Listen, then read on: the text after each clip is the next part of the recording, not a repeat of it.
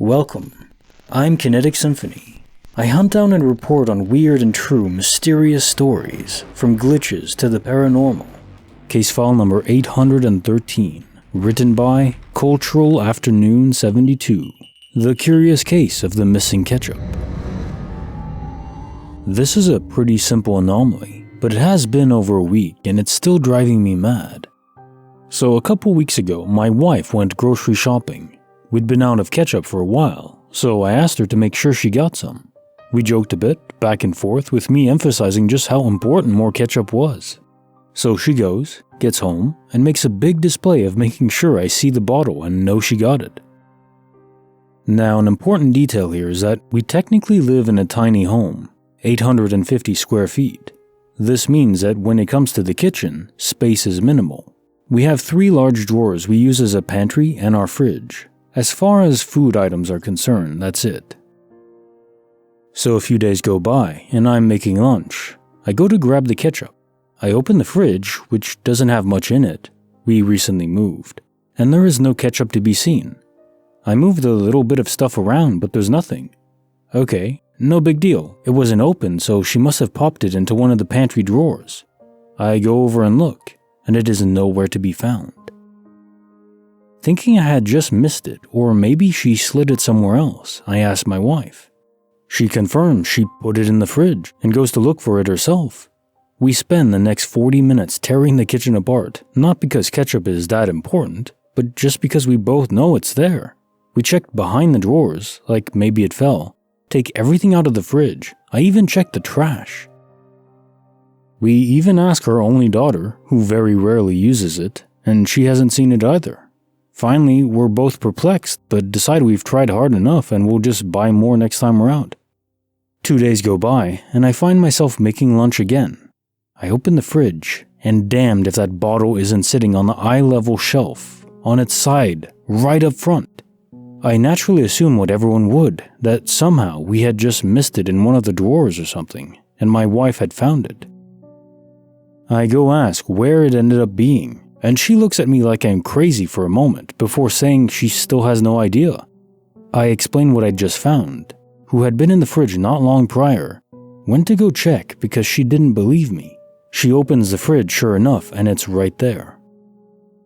So both of us are confused, but there's only 3 people in the house, so obviously that means my daughter must have found it. I go ask her where it ended up being. She looks up at me in a very confused way and says, "I haven't seen the ketchup? I mean, I had a dream last night that I found ketchup and put it in the fridge, but it wasn't our fridge in the dream, and I put it in while standing up. This bottle wouldn't fit standing on any of the shelves in the fridge." My daughter is 18, has no history of sleepwalking, lucid dreaming, or anything like that. The ketchup was in front of another bottle that I physically put my hands on, so it couldn't have just been overlooked. The bottle was still sealed, so no one had used it and left it somewhere else.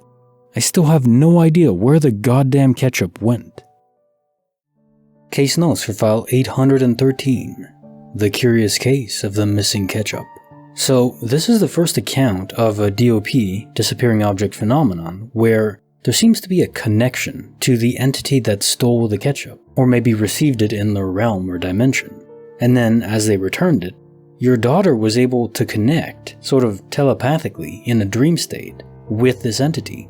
Sort of like witnessing through its eyes. Like in Harry Potter, he would see through Nagini's eyes when Nagini was attacking Ron's father. Yeah, of course, this is real life though, not some grand mystical adventure. Although I guess it sort of is a grand adventure, isn't it? The whole thing is quite peculiar though. I mean, why ketchup? Yeah, sure, it's delicious, let's be honest about that, on french fries, oh my god, on hamburgers, on pretty much anything that's not sweet. It's amazing, gives that proper balance that is needed. Stealing bacon and stealing ketchup, I can understand that. Or if it's just the universe glitches out and it ends up being in our dimension, I wouldn't return it, I would keep it. Yeah, unless they're allergic to it or something, like dogs can't eat chocolate. That's so unfair. Bonus file, written by 6081 Miles. My departed mother was still tagging along. I was once working as a receptionist at a 5-star resort that's about 45 minutes from the city center. Everyone who has worked in tourism and/or hospitality knows that there are certain periods during the year where it's busier than usual, i.e. peak season. This incident happened during peak season. The resort was overbooked and guests were checking into their rooms one after another at the reception counter. I was almost done checking in this nice lovely couple when I saw this family of 5 standing behind them and tried to finish up the whole check-in process so I could assist the family that was next in line. You must be thinking that when I said family of 5, it's the parents and 3 kids, right? But it's actually 2 kids and 1 elderly woman, who at the time I assumed was either the husband's or wife's mother. Now, the resort's policy was to get the details of every guest that was staying in the resort, and it is for a good reason. Safety. It's the same reason that all airlines are doing when they obtain their passengers' info. So I told the husband that we needed everyone's details and he said sure, no problem. And of course I was expecting 5 names on the registration form.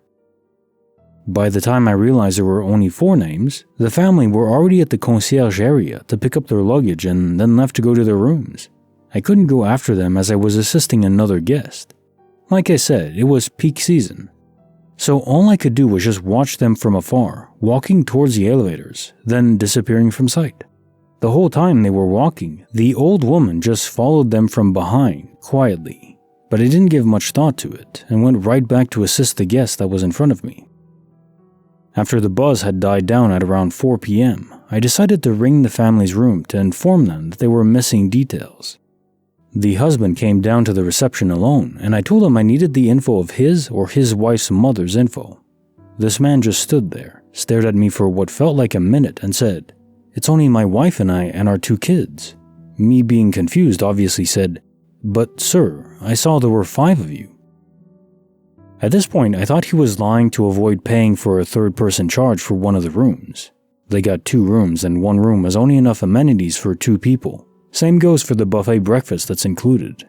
He took another minute and asked me what this elderly woman looked like, to which I explained that she had gray hair and it was short, like a bob haircut.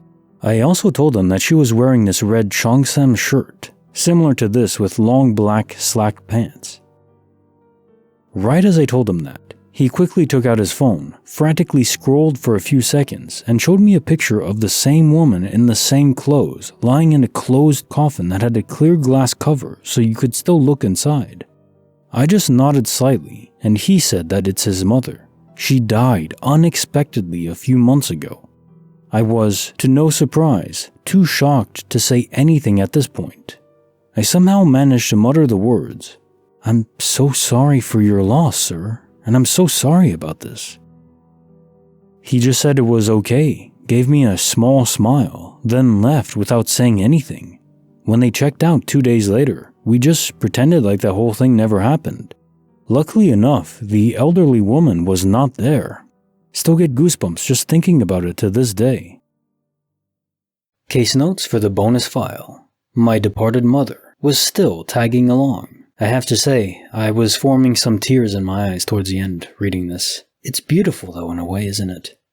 You know, the idea that the loved ones that we care for, they're still around in some aspect, even if it's just a fragment of who they were. Just knowing that there's some remnant of them left over. In another universe, of course, we know quantum immortality. There's something more potent about being here in a way that we can detect. Because, you know, quantum immortality is an interesting theory, and I think it's very likely, but it's still just speculation in a way. There's no real way to prove it outside of experiencing it for yourself, and even then it's kind of hard to place sometimes, outside of anomalies between universes.